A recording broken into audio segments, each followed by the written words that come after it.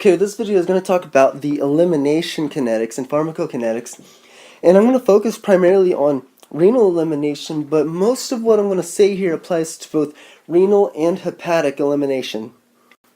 Almost everything about elimination kinetics is going to follow first order rate law. If you remember your undergraduate chemistry classes, your general chemistry classes where you studied first order rate reactions, then everything is going to make perfect sense. But I'm going to spend just a few minutes re-going over that just so you can put all the pieces together. Because if you understand this, if you really know it, and you know all the variables that plug into the first order kinetics equations, then you won't have to memorize any equations for pharmacokinetics. Literally, every equation for pharmacokinetics, and medical students struggle with this thing, every equation is just a re-expression of some undergraduate equation that you've already remembered. You just have to understand where it comes from. So let's talk really quickly about elimination, first order rate reactions. So first order rate reactions, we remember that we can define the rate of a reaction. The rate of a reaction is simply the change in the concentration divided by the change in time. So let's suppose I'm doing something like I'm changing CO2, I'm taking CO2 and I'm turning that into sugar. I'll just put glucose. This is not balanced. There's a certain number of CO2 molecules and I'm turning it into another number of glucose molecules. I'm going to start out with a certain amount, and that amount is going to start out somewhere, and it's going to slowly decrease as this amount is going to start out somewhere, and it's going to slowly increase. So I can say that the rate of my reaction is the change in the concentration of CO2, or I can say it's the negative of the change in concentration of the glucose. Now what it is, it doesn't matter. We're just saying it's the change in the concentration divided by the change in time. And when we graph something that follows first order rate law, when we graph it, we see that as it changes, so the reaction rate right here is going to be very high as the concentration is high. But when I get down to a lower concentration, my reaction rate is going to start leveling off and it's going to start reacting slower and slower. So in this way we say that the rate is concentration dependent. So here are the main equations for your first order rate law. You say that your rate is equal to your change in concentration over your change in time, and when you graph that, you can use calculus, you can integrate it, and you can find that the rate altogether, the new concentration of a substance is equal to the concentration you started with minus some rate constant k multiplied by time. So the natural log of the concentration you have now is equal to the natural log of the concentration you started with minus the rate constant multiplied by the time. What is that rate constant? Remember, we say that the rate constant, if we want to get rid of this time variable, we can say that the rate is equal to k times something. This rate constant, it's k, it's constant, times something. In zero order kinetics, we say that the rate is equal to k, so that the rate doesn't change, it's constant. In first order kinetics, we say that the rate is equal to k times the substrate concentration. So that in this way, this is a constant number, but my rate is concentration dependent. So my rate will decrease if the concentration decreases. And then of course, graphing everything, integrating with calculus, we get this equation. We're talking about pharmacokinetics though. We're not talking about chemistry per se, we're talking about pharmacokinetics. So what does the A represent? In chemistry we said it could represent either the positive of the substrate or the negative of the products. In pharmacokinetics, the A represents the drug concentration, so the substrate, the drug. The product is, if we metabolize the drug and change it into something else, or if, most of the time we eliminate it in the urine so we don't have a product per se. But what does the K represent? The K represents, and we're gonna work through what K represents. I'll go ahead and tell you.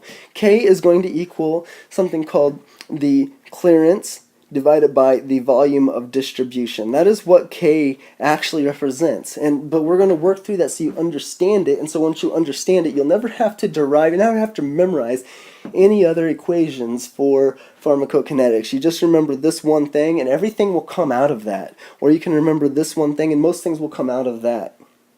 So let's dive into this first order rate law a little bit more, and then we'll figure out how we can figure out what K is.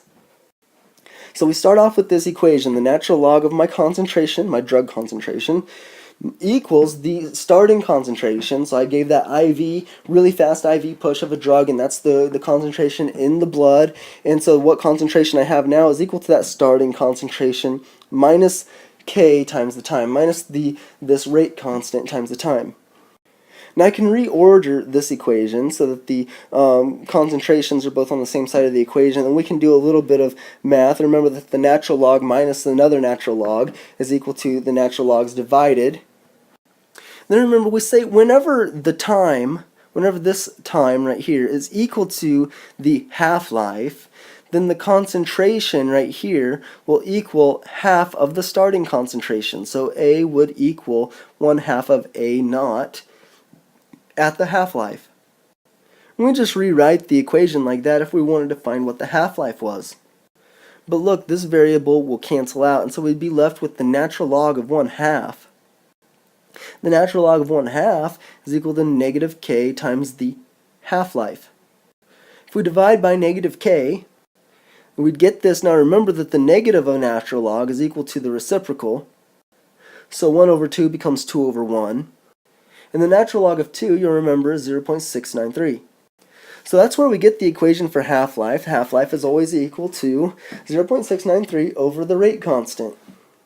Remember, I said that the rate constant is equal to the clearance divided by the volume of distribution, so it would be equal, the half-life would be equal to 0.693 times the volume of distribution over the clearance.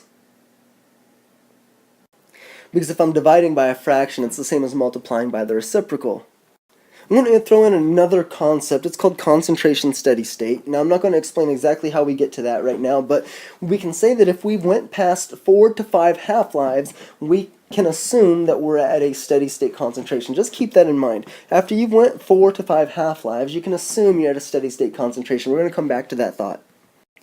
And basically, if you just want to use that in your thought concept now, if I give a dose of medication at time equals 0, I have this much. After 4 half-lives, I can assume that I am back down to 0. And there's another way to use this equation. So we're talking about the elimination. So far we've talked about A naught being the initial concentration, and A being the concentration after some time, and eventually A would approach 0. We can also think of A0 as the projected concentration. If I'm giving a constant infusion of something, then I start off at 0. This is my concentration right now. This is the natural log of A.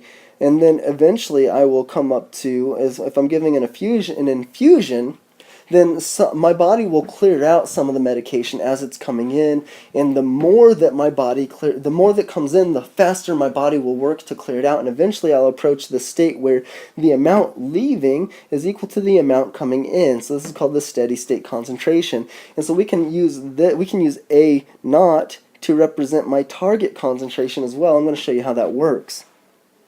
So on this graph over here, let's say that my initial dose is 3. Well, we'll say 3 milligrams, 3 milligrams per milliliter. I don't know, but just say 3. We'll leave the units off. But say my initial concentration is 3. This would be A0. And then my concentration after 1 half-life would be right here, A of T1/2. So the concentration at half-life would be right here, and then the concentration after 2 half-lives, and eventually get down to 0. What if I wanted to get up to a steady state concentration of 3, so that this is 3, and then I could use this as my A naught as my target concentration. And then the way I would model this is, then I would say my concentration after, let's say, 1 half-life, or let's say 2 half-lives, my concentration at this time, so I would throw in the time right here, I throw in this, I throw in my target concentration, and then I would calculate A. A is not going to be where I'm at now. Where I'm at now is going to be my target concentration minus whatever I calculated for A. So whatever my 3 minus whatever I end up calculating, that is going to be where I'm at now.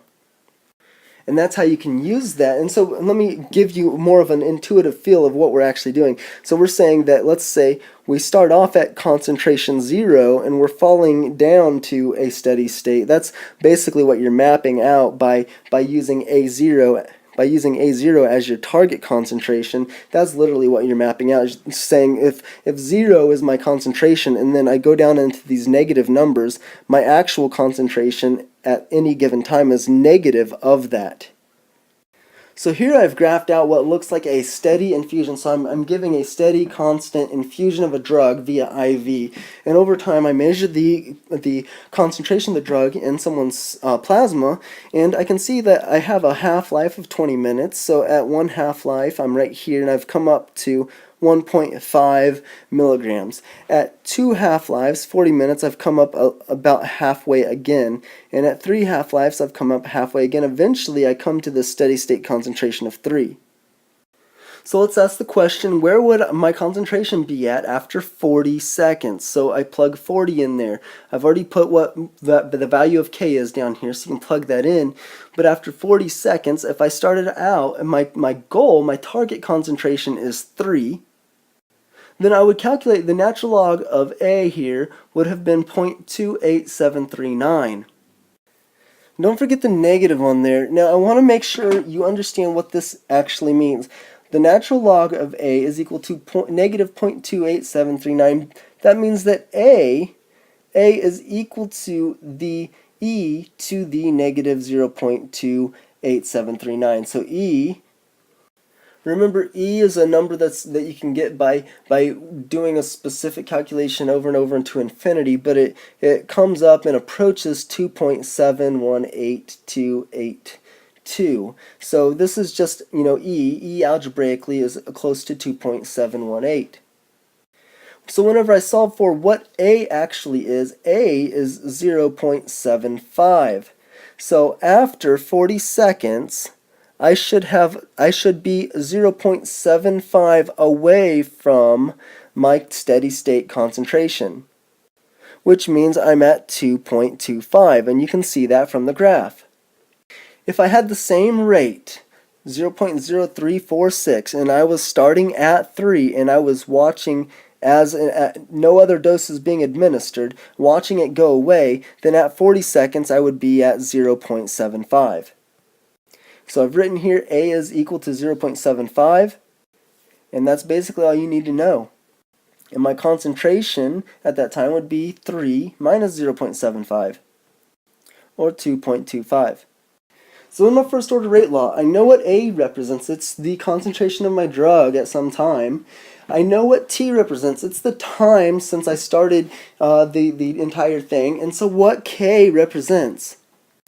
The best way to figure that out is to talk about renal metabolism of a drug. Now, it's going to work the same way with the liver, but the intuitive concept starts with the renal metabolism. So I want you to suppose we have a drug that is ideal for renal clearance. In other words, by ideal, I'm saying that this drug is freely filtered by the kidney.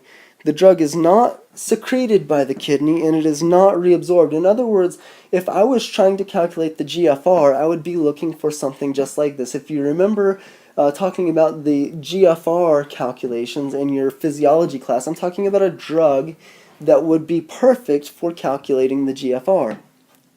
The drug's not eliminated by any other system in your body. You're not breathing it out, your liver's not metabolizing it. You're simply filtering it in your kidney, and that's it. And I'm going to ask this question. Over a 1 hour period, what is the amount of drug that you have gotten out of your body? To figure that out, we can use the law of conservation of mass. So that means that the mass, if I have 3 things right here, and I have one of those things go into my kidney and get excreted out of my body, the law of conservation of mass says that I can only have 2 things left, and so that the amount that is left is equal to the amount that I started with minus the amount that was excreted. Now I'm talking about mass, I'm not talking about concentration. The concentration is going to decrease, but the mass is going to be equal to the mass I put in minus the mass I got out. And we can figure out what that mass was. Remember, we said that there's something called the mass divided by the volume. That's equal to the concentration. So if I wanted to know what the mass was, I could say, what is the concentration I started with at time 0? Multiply that by the volume of distribution. That would tell me the mass that I put in. because mass is equal to concentration times volume. So I'm using a little bit of chemistry in order to manipulate things mathematically, and that way I can use this law of conservation of mass by a few mathematical tricks. So then I have to say, what was the mass of the drug that was gotten rid of? What was the mass excreted? And the mass that was excreted is equal to the concentration of the drug in my blood multiplied by the amount of plasma that was filtered. In other words, multiplied by the GFR.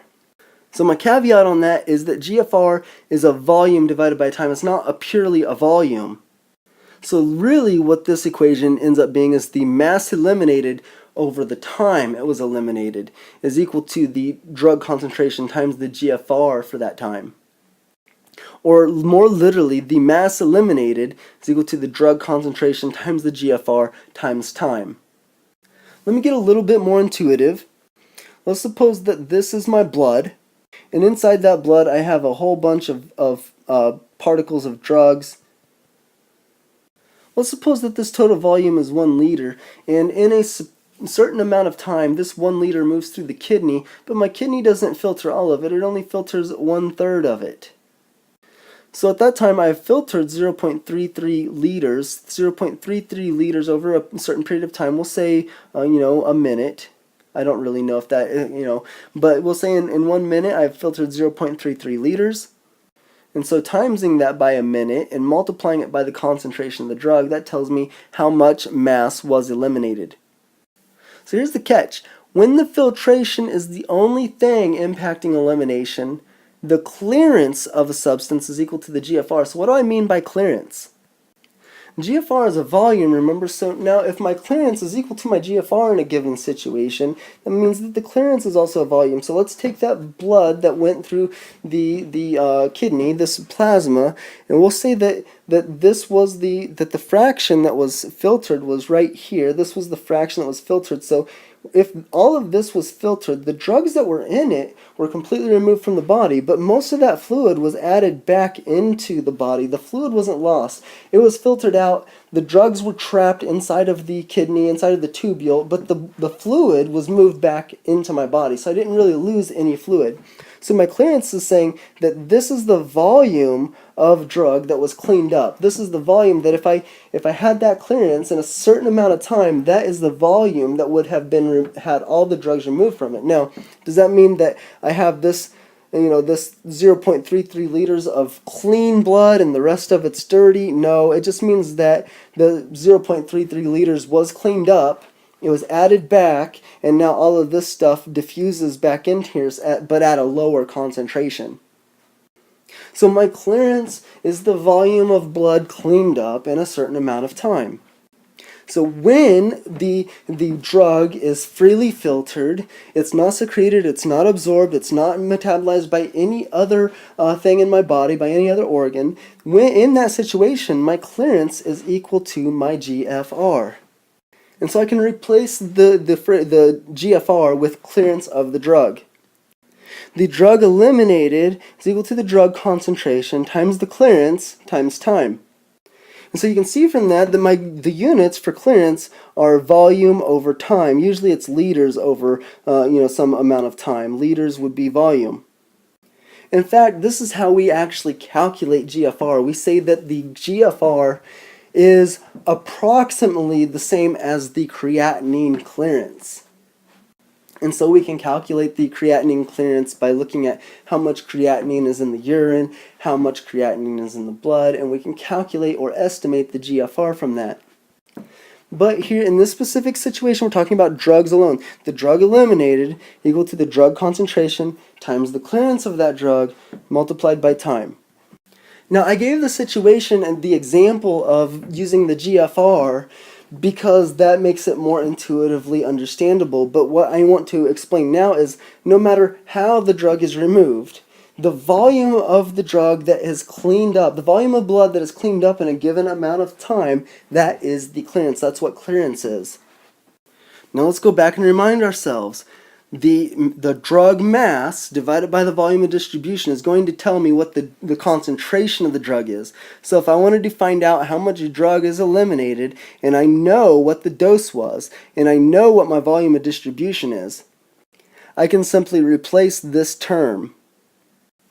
And so we're talking about how much is eliminated, right? How much of the drug is eliminated. We're not talking about the entire amount of the drug being eliminated. So we need to be clear.